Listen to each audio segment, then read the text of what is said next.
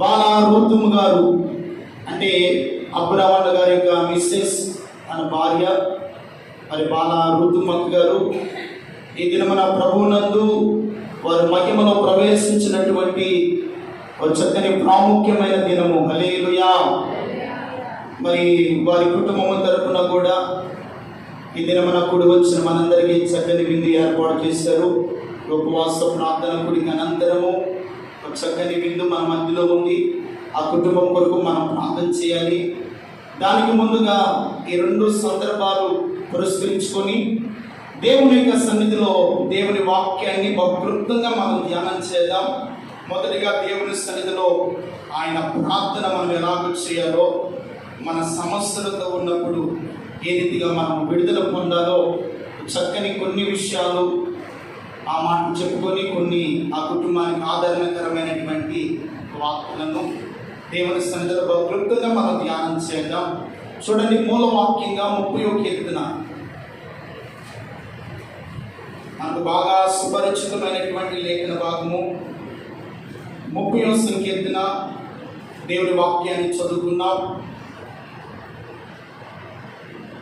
10వ వాక్యాన్ని చదువుకున్నాం. యెహోవా ఆలకింపుము, నన్ను కరుణింపుము.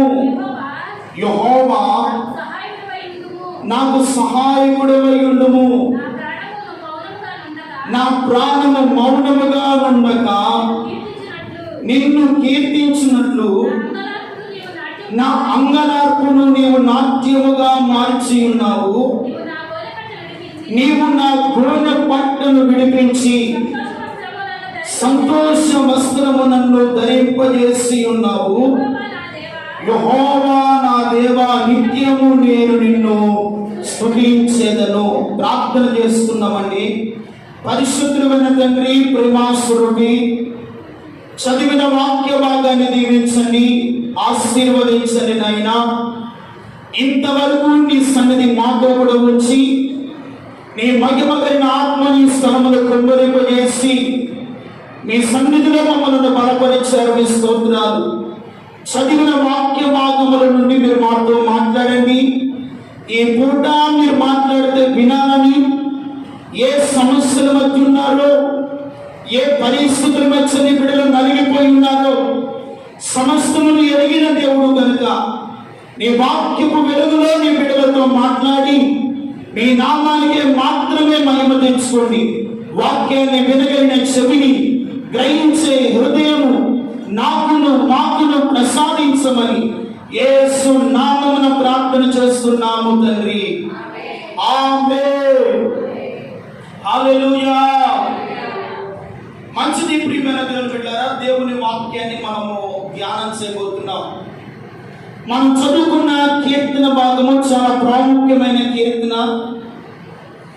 ఆనాడు భక్తులు ఎందరో దేవుని సన్నిధిలో వారు ప్రత్యేకమైన ప్రార్థనలు చేసినట్లుగా దైవ లేఖనాల్లో మనము చూడగలుగుతున్నాం. ఆనాడు భక్తులు ఎందరో ఉపవాసం ఉన్నారు. దేవుని సన్నిధిలో తమను తాము తగ్గించుకొని గోడ పంట కట్టుకొని బూడిద పూసుకొని దేవుని సన్నిధిలో ఎన్నో దినాలు వారు ఉపవాసించి ప్రభువు సన్నిధిలో ప్రార్థన చేశారంట. ఎక్కడ ప్రార్థన చేశారంట? దేవుని సన్నిధిలో ప్రార్థన చేశారు. ఈ రోజున ఈ ఉపవాస ప్రార్థన కూడికలో నీవు కూడా ఉపవాసం ఉండి ఏదో ఒక సమస్య కొరకు, ఏదో ఒక బాధ కొరకు, ఏదో నీ కుటుంబంలో ఎదురవుతున్న ఇబ్బందుల కొరకు కావచ్చు, బలహీనతల కొరకు కావచ్చు, నీవు ఉపవాసం ఉండి దేవుని సన్నిధిలో కడుపు మార్చుకొని ప్రార్థన చేయడానికి ఒక తీర్మానంతో దేవుని సన్నిధిలోకి వచ్చావు. నిశ్చయముగా దేవుడు నీ తీర్మానాన్ని దేవుడు బలపరచునుగాక. చెప్పరే ఆమేన్. ఒక వ్యక్తి తీర్మానం లేకుండా దేవుని సన్నిధిలో ప్రార్థన చేయలేడు. భక్తులు దేవుని సన్నిధిలో ప్రార్థన చేశారు. వారికి ఉన్నటువంటి పరిస్థితులను బట్టి ఉపవాసం ఉండి దేవుని సన్నిధిలో ప్రార్థన చేశారట. మనం చదువుకున్నటువంటి ఈ వచ్చిన భాగాన్ని మనం చూస్తే ప్రియమైన వాళ్ళరా, యెహోవా ఆలకింపుము, నన్ను కరుణింపుము, యెహోవా నాకు సహాయకుడు అయ్యుండుము, నా ప్రాణము మౌనముగా ఉండగా నిన్ను కీర్తించినట్లు నా అంగలార్పును నీవు నాట్యముగా మార్చి ఉన్నావు. ఏమి మార్చాడంట? అంగలార్పును. దేవుని సన్నిధిలో ఉపవాసం ఎందుకు ఉండాలి అంటే అంగలార్పు విద్యను మనం నేర్చుకోవాలి. దేవుని సన్నిధిలో అంగలార్చాలి. నీ కుటుంబ క్షేమము కొరకు, నీ బిడ్డల క్షేమము కొరకు, నీ ఆశీర్వాదము కొరకు, నీ ఇంటిలో నెమ్మది కావాలి అన్న సమాధాన స్థితి నీవు నీ బిడ్డలు అనుభవించాలి అన్న ఇదిగో అంగలార్పు విద్యను మాకు నేర్పునాయనని ప్రార్థన చేశారు. దావీదు కూడా దేవుని సన్నిధిలో ప్రార్థన చేశాడంట. ఎలాగో తన పరుపు కొట్టుకొని పోల్చినట్లుగా ప్రార్థన చేశాడు. దేవుని స్తోత్రం కలుగును గాక. తన పరుపు తేలిపోయినట్లుగా ప్రార్థన చేస్తూ ఉన్నాడు. ఎన్ని సమస్యలు ఉన్నాయో, ఎన్ని ప్రతికూలమైన పరిస్థితులు దావీదు జీవితంలో ఎదురవుతున్నాయో, రాత్రి వేళ మౌనంగా ఉండగా, పగటి వేళ మౌనంగా ఉండగా దేవుని సన్నిధిలో ఇదిగో నిత్యము తన పరుపు తేలిపోయినట్లుగా ప్రార్థన చేస్తున్నాడు. దేవుని స్తోత్రం కలుగును గాక. అలాగూ ప్రార్థన చేస్తూ ఉన్నాడు కనుకనే తన అంగలార్పును దేవుడు నాట్యముగా మార్చాడు. దేవునికి స్తోత్రం కలుగును గాక. ఈ మధ్యాహ్న సమయంలో కూడా మీరు కన్నీరు విరిచి అంగలార్పు విద్యను నేర్చుకొని ప్రార్థన చేస్తూ ఉండగా ఇదిగో ఈ పూట దేవుని సన్నిధిలో నుండి నీవు ఇంటికి వెళ్ళేలోపే నీ అంగలార్పును, నీ వేదనను నా దేవుడే నాట్యముగా మార్చునుగాక. ఎలాగ మారుస్తాడంట? నాట్యముగా. అందుకని అంటాడు, వారు ఏం చేస్తారంట? కింద వచ్చినాను మనం చదువుకుంటే, నీవు నా గోనె పట్టను విడిపించి, దేవునికి స్తోత్రం చెప్పండి, హల్లెలూయా. నీవు నా గోనె పట్టను విడిపించి.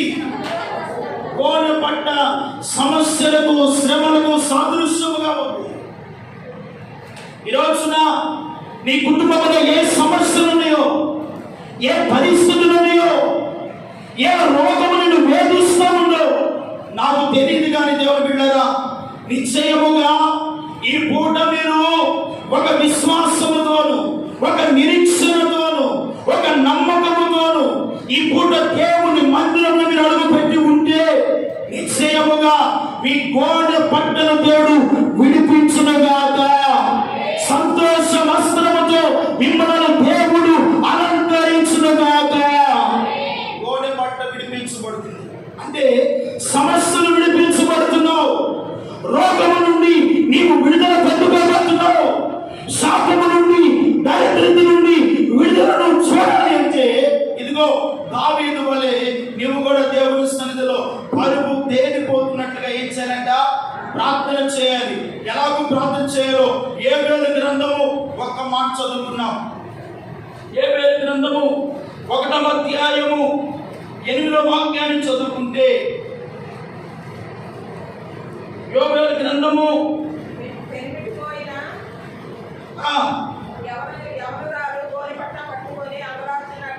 పెనిమిటి పోగిన యవనరాలు గోనె పట్ట కట్టుకొని అంగలార్చినట్లు నీవు అంగలార్చుము. దేవునికి మహిమ కలుగును గాక. పెనిమిటిని కోల్పోయిన స్త్రీ ఎలా ఉంటుందంట? ఎంతో అంగలారుస్తుంది, గోనె పట్ట కట్టుకుంటుంది. అంటే భర్త కోల్పోవటము వేదన, ఒకవేళ భార్యను కోల్పోవటము వేదన. ఆ సమస్యలో ఎంతో వేదన పడుతూ ప్రలాపిస్తూ ఉంటారు. దేవుని సన్నిధిలో నీ సమస్యలకు పరిష్కారము కలగాలి అంటే ఇదిగో పెనిమిటి పోగిన యవనరాలు గోనె పట్ట కట్టుకొని అంగలార్చినట్లుగా దేవుని సన్నిధిలో వేయించారంట. అంగలార్చాలి. నీ ఆశీర్వాదం కొరకు అంగలారుస్తున్నావా? నీ ఇంటి వారి రక్షణ కొరకు నువ్వు అంగలార్చగలుగుతున్నావా? నీ రోగము నుండి విడుదల పొందాలని అంగలార్చగలిగితే, నీ సమస్యల నుండి నేను ఏది కాలం పెడుతుందో, ఏది నిన్ను భయపెడుతుందో, ఏది నిన్ను వేధిస్తా ఉందో, ఈ రోజున నీవు దేవుని సన్నిధిలో ఉపవాసం ఉన్నావు కనుక అంగలార్పుతో ప్రార్థన చేస్తే నిశ్చయముగా నీ అంగలార్పును నా దేవుడే నాట్యముగా మార్చునుగాక, సంతోషముగా మార్చునుగాక, ఆనందకరముగా మార్చునుగాక. ఎలాగ మారుస్తాడంట? సంతోషముగా. ఈ రోజున ఏ కుటుంబాన్ని చూసినా ఏమి లేదంటే సంతోషము లేదు, ఆనందము లేదు, ఆశీర్వాదము లేదు. ఏదో ఒక కలవరము, ఏదో ఒక భయము, ఏదో ఒక రోగము, ఏదో ఒక సమస్యలు కుటుంబాలు పట్టి వేధిస్తూ ఉన్నాయి. ఇంకా అంత మాత్రమే కాదు, అనేక కుటుంబాలు సంహారకుడు దూత అంటే మరణము ఏలుబడి చేస్తూ ఉంది. ఏం చేస్తూ ఉంది? ఏలుబడి, మరణము. ఈ రోజున అది మరణమైనా, అది కీడైనా, అది దోషమే అయినా, అది నీ పాపమే అయినా నువ్వు అంగలార్పుచుండగా దేవుని సన్నిధిలో అంగలార్చి ఉపవాసం ఉండి ప్రార్థన చేస్తూ ఉండగా గొప్ప విడుదల మీరు పొందుకుందురుగాక. విడుదల చూడబోతున్నారు. విడుదల సమస్యలు ఎక్కడ కలుగుతుంది అంటే దేవుని సన్నిధిలోనే మన సమస్యలకు విడుదల కలుగుతుంది. ప్రియమైన వారలారా, ఈ రోజున మనం అంగలార్చాలి, దేవుని సన్నిధిలో ప్రార్థన చేయాలి. మన కుటుంబాల ఆశీర్వాదము కొరకు, మన దేశం యొక్క రక్షణ కొరకు, కుటుంబాల యొక్క పరిస్థితుల కొరకు, పాపములో జీవిస్తున్న వారి కొరకు దేవుని సన్నిధిలో అంగలార్చాలి.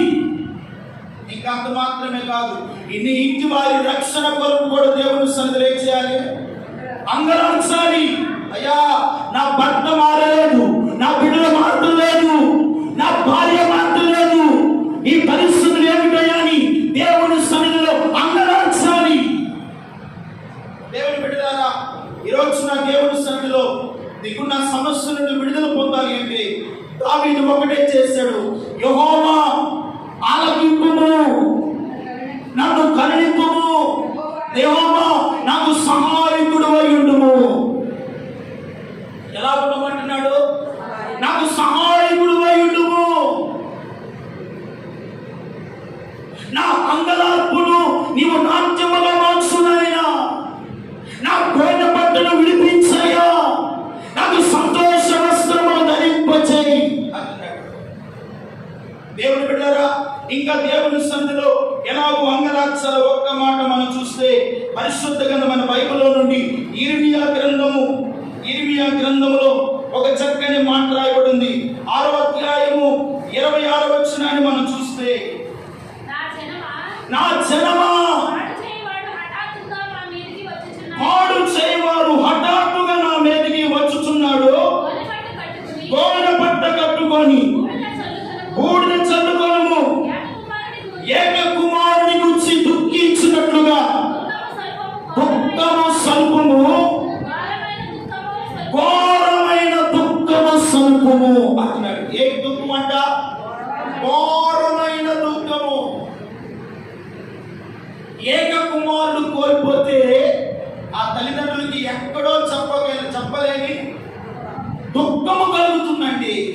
అందుకని దేవుని సన్నిధిలో భక్తుడైన ఇర్మియా చాలా దుఃఖముతో ప్రార్థన చేసేవాడు. అందుకనే అతని కంట విలపించువాడు. దేవునికి మహిమ కలుగును గాక.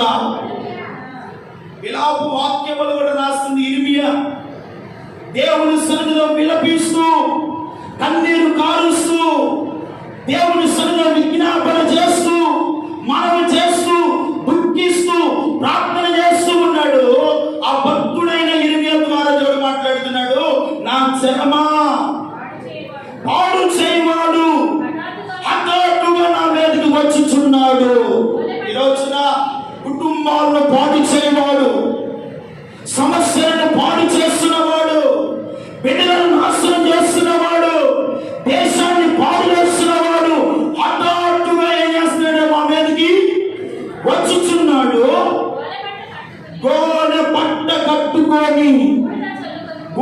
చల్లుకొనుము, ఏక కుమారుడు గురించి దుఃఖించినట్లుగా దుఃఖము సలుపుము, ఘోరమైన దుఃఖము సలుపుము. ఎటువంటి దుఃఖం అంట? ఘోరమైనది. బైబిల్ అంటుంది హృదయం అన్నిటికంటే మోసకరమైనది, అది ఘోరమైన వ్యాధి గలది, దాన్ని గ్రహించువారు కొందరే. ఘోరమైన దుఃఖము. దేవుని సన్నిధిలో ఘోరమైన దుఃఖం. ఒక్క మాట చెప్పాలి అంటే హన్నా వలె ప్రార్థన చేయాలి. దేవుని స్తోత్రం కలుగునుగా. ఆకు సరిపోతున్న పదం. మనో దుఃఖము గల దానిదై యెహోవా సన్నిధిలో ఏం చేస్తుందంట? ప్రార్థన చేస్తూ ఉంది. దేవునికి మహిమ కలుగునుగాక. మనో దుఃఖము, మనో వేదన, నాకు ఒక సంతానము కలుగు చేయి ప్రభు అని తనలో తాను లోపల దుఃఖిస్తూ కన్నీళ్లు కారుస్తూ ప్రార్థన చేస్తూ ఉండగా ఆకాశం నుండి దేవుడు చూశాడు. హల్లెలూయా. ఈ రోజున నీవు కూడా దుఃఖముతో కన్నీళ్లు విడిచి ప్రార్థన చేస్తూ ఉండగా నా దేవుడు తన కనుదృష్టితో మిమ్మల్ని పరిశీలించి మీకు సహాయము చేయునుగాక. ఒక్కొక్కరినైనా పరిశీలించువాడు, పరీక్షించువాడు, గ్రహించువాడు, ఎవరెవరు ఏ శోధనలో ఉన్నారు, ఏ సమస్యలో ఉన్నారు, ఏ రోగముతో ఉన్నారు, ఏ ఇరుకు ఇబ్బందుల మధ్య నలిగిపోతున్నారు, ఆయన పరీక్షించి చూడగలిగిన దేవుడు. హల్లెలూయా.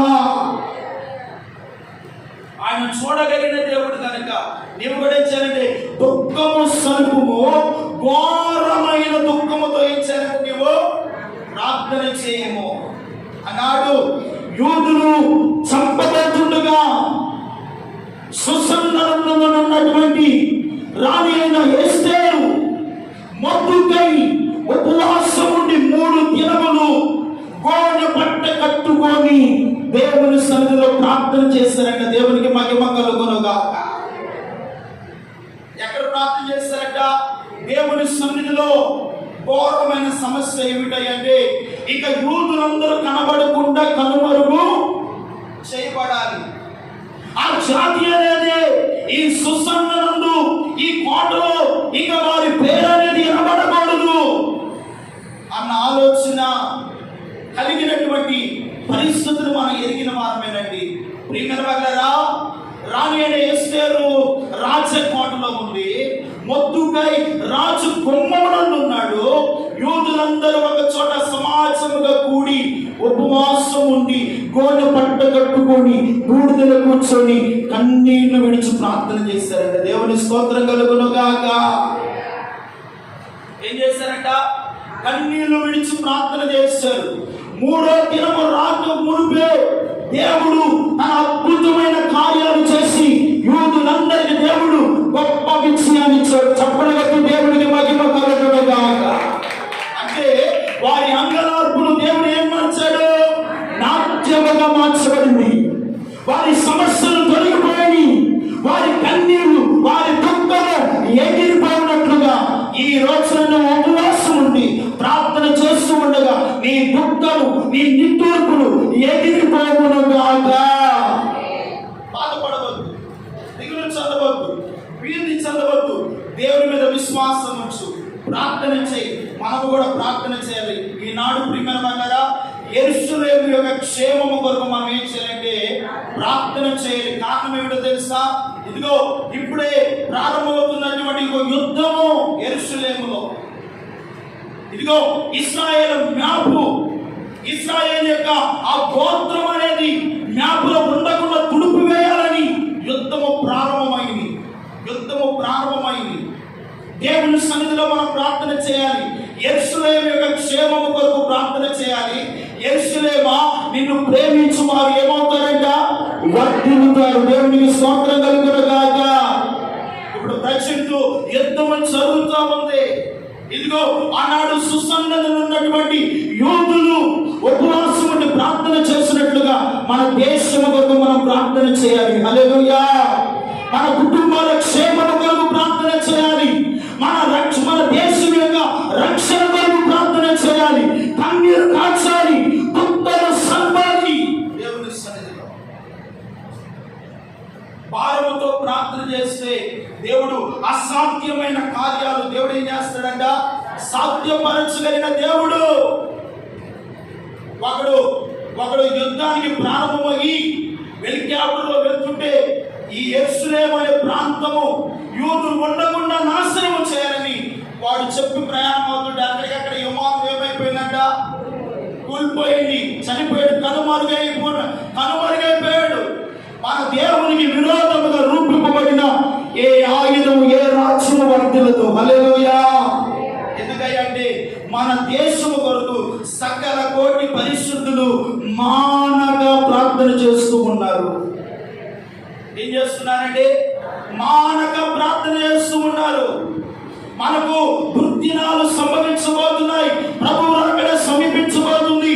దేవుని సన్నిధిలో గోడ పట్ట కట్టుకున్నట్లుగా ఆనాడు భక్తులు ప్రలాపించినట్లుగా ఈ కడవరి కాలమందు నీ ఇంటి వారి రక్షణ కొరకు కన్నీరు కాచు, నీ కుటుంబ క్షేమం కొరకు కన్నీరు కాచు, నీ సమస్యల కొరకు కన్నీరు కాచు, ఆత్మీయంగా బలపరచబడాలని కన్నీరు కాచు.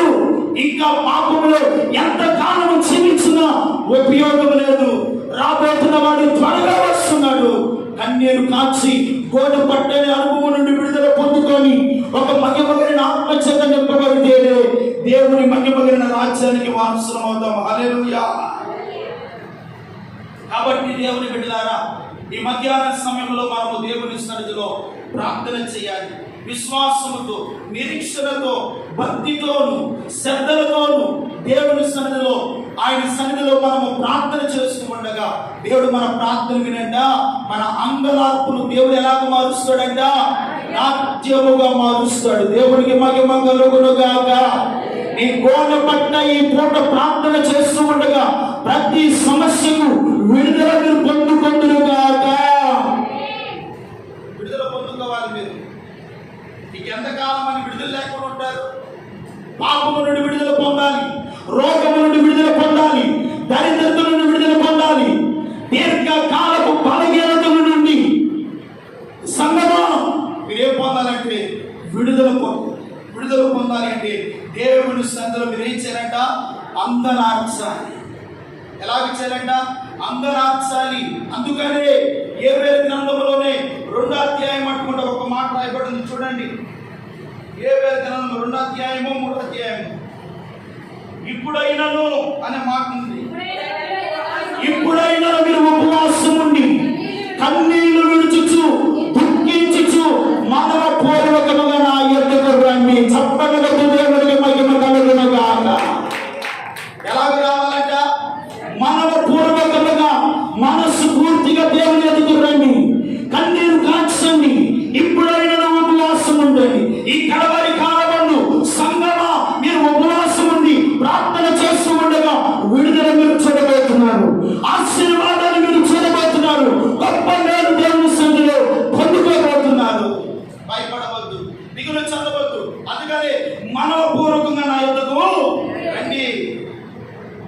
మనవపూర్వకంగా, ఇష్టపూర్వకంగా వచ్చి దేవుని సన్నిధిలో మీరు అంగలాగిస్తారంట. మీ అంగలార్పును దేవుడు నాట్యముగా మార్చి మీ గోడ పట్టు విడిపించి సంతోషము మహిమ వస్త్రముతో మిమ్మల్ని ఊరేగించునుగాక.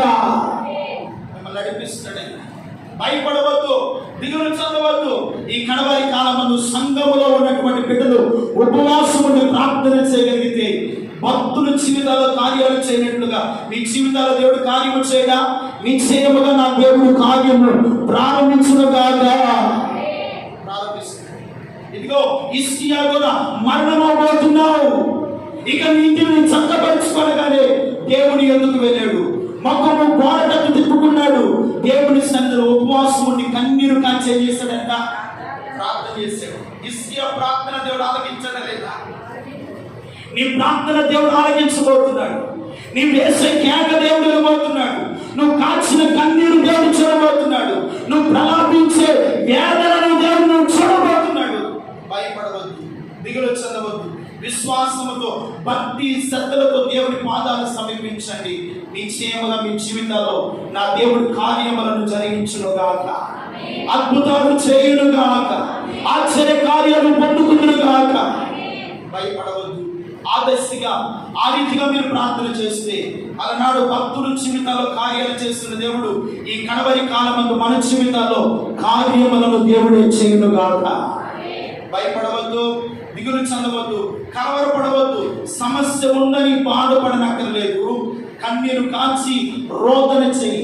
అదిగో యవనరాలు ప్రలాపించినట్లుగా దేవుని సన్నిధిలో ప్రలాపించు, కన్నీరు కాచు, ఆయన పాదాలు సమీపించు, ఆయన యొక్క మొరపెట్టు, ఆయన యొక్క విజ్ఞాపన చేయి, ఆయన యొక్క ప్రార్థన చేయి. నిశ్చయముగా మన విజ్ఞాపన ధ్వనిని ఆకాశం నుండి దేవుడు ఆలకించును గాక. ఆకాశం నుండి దేవుడు ఆలకిస్తాడు.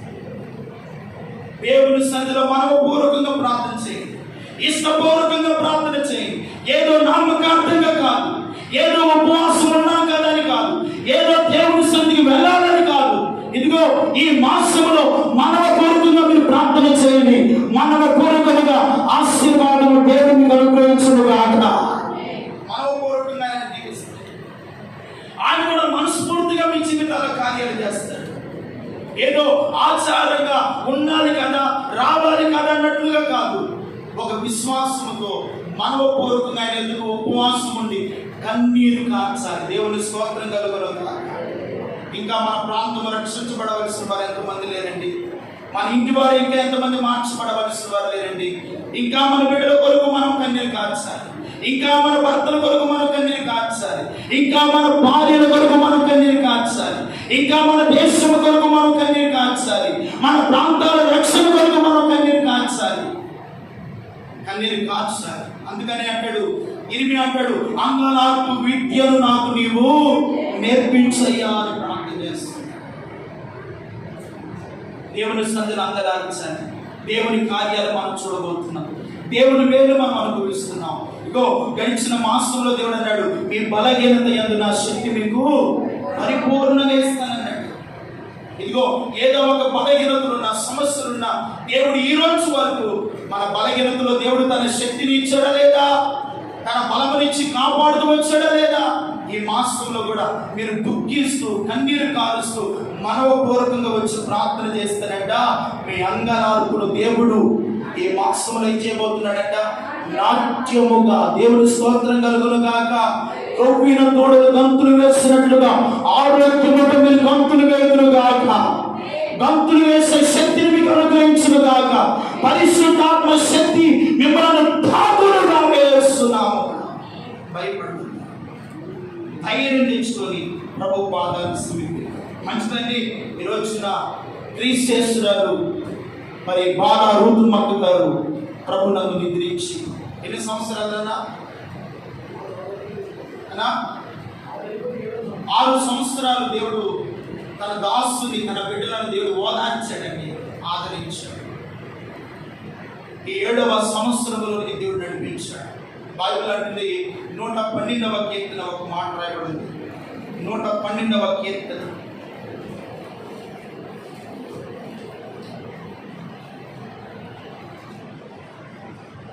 112వ కీర్తన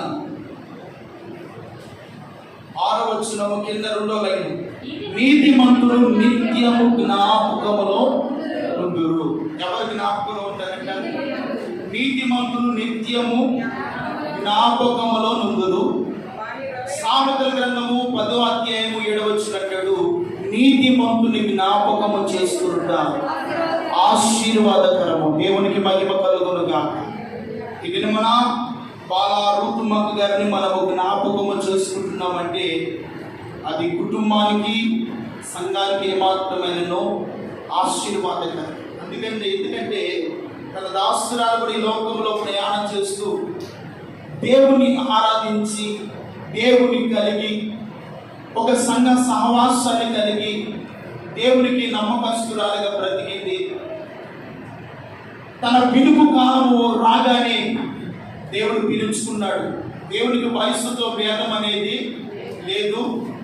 నరుడారా తిరిగి రండని దేవుడు పిలవగానే ప్రతి ఒక్కరు ఆయన మాటకు లోపడవలసిందే. దాసురాలు దేవుడు తన మహిమలోనికి పిలుచుకున్నాడు. మరి ఎడవబడిన కుటుంబాన్ని సహోదరుడు అబ్రామన్న గారిని కానీ, కలిగించినటువంటి బిడ్డలను కానీ, మరి తల్లిగారు సొలొమమ్మ గారిని కానీ ఈ 6 సంవత్సరాలు ప్రభువే ఆదరించి, ప్రభువే ఆదుకొని, ప్రభువే తోడుగా ఉండి ఆ కుటుంబాన్ని ఇంతవరకు నడిపించాడు. దేవుని స్తోత్రం కలుగును గాక. ఇక ముందు కూడా దేవుడే నడిపించాలి, దేవుడే తన దాసుని ఇంకనూ బలపరచాలి.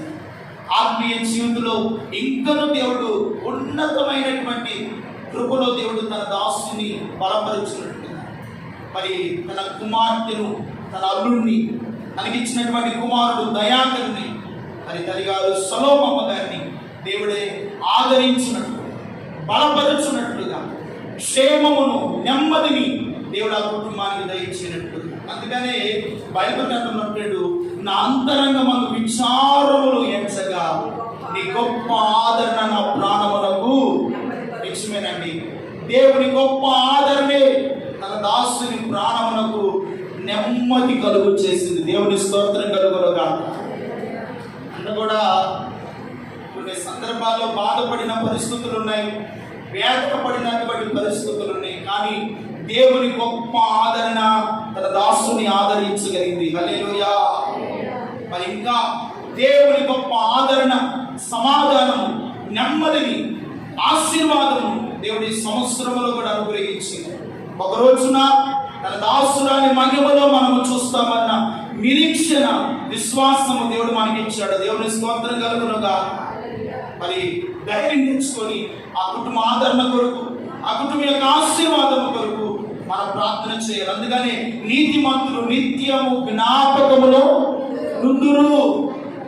మరి ఈ రోజున తన దాసురాన్ని మనము జ్ఞాపకం చేసుకుంటున్నామంటే, మరి ఈ లోకములో దేవుని కలిగి ఉంది, దేవుని ఆరాధించింది, దేవుడు పిలుచుకున్నాడు కనుకనే నీతిమంతులు నిత్యము మరువక జ్ఞాపకములో ఉంటారు. మరి తన దాసురాలు ఈ రోజున 7వ సంవత్సరంలోనికి దేవుడు నడిపించారు.